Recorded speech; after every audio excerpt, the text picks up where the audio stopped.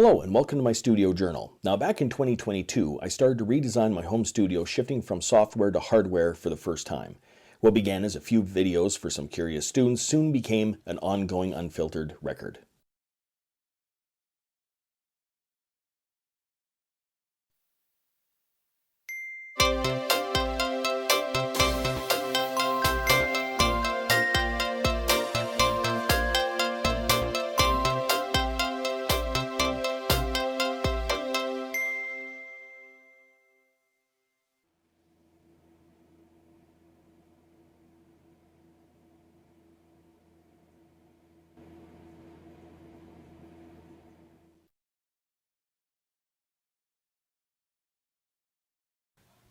This is day 17, and I'm still working on trying to get things solved. So far, I like this wall mostly.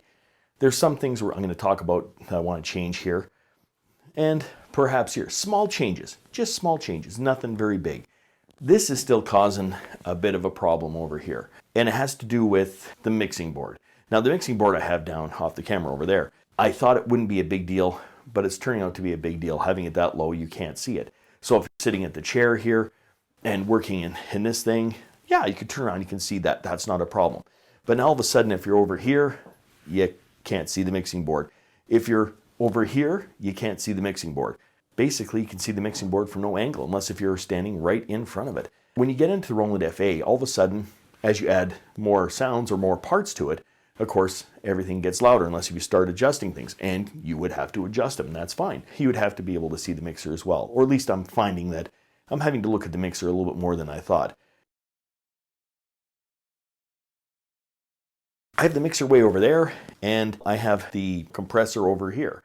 And also I'm thinking of getting a mic preamp. I haven't used an outboard compressor, haven't used an outboard preamp, so the room was never set up for that. I kind of wouldn't mind having the patch bay, the compressor, and the mic preamp all together. How do I go about doing that? Well, I could put it over here, maybe build something that sits on top of this right here. I could also, which is kind of what I'm thinking, is maybe build a small sidecar for underneath here, for a rack, you know, something like that.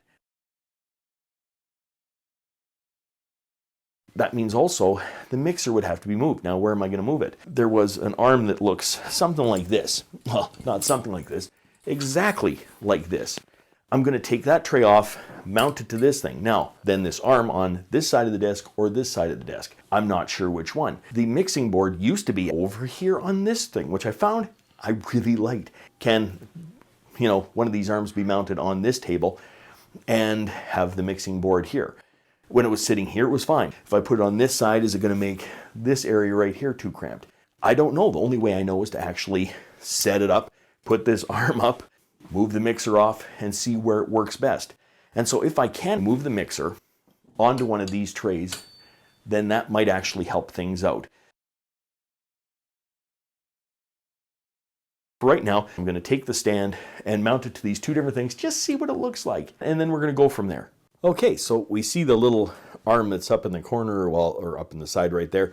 I'm not going to do anything with that just yet, but I think we can see by the positioning of it, there really doesn't leave you any room to get back to that thing. This tray is going to be a no. And that cuts off getting into that corner. Other than that, it looks all right. If you want to work on anything that would be there, that's not really good either. So now, neither side of this desk is really something that it's going to work with.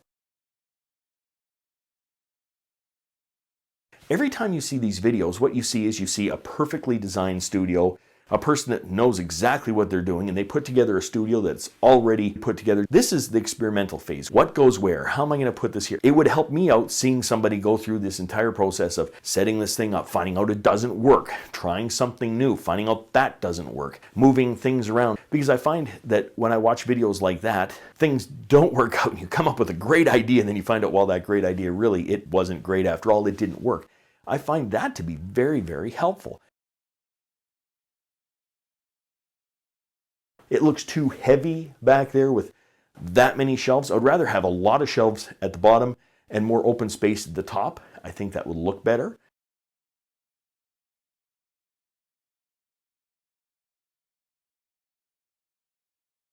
If you'd like to follow the full journey, check out my online studio journal linked in the description. Until next time, I'm just a music teacher having fun. Catch you on the next one.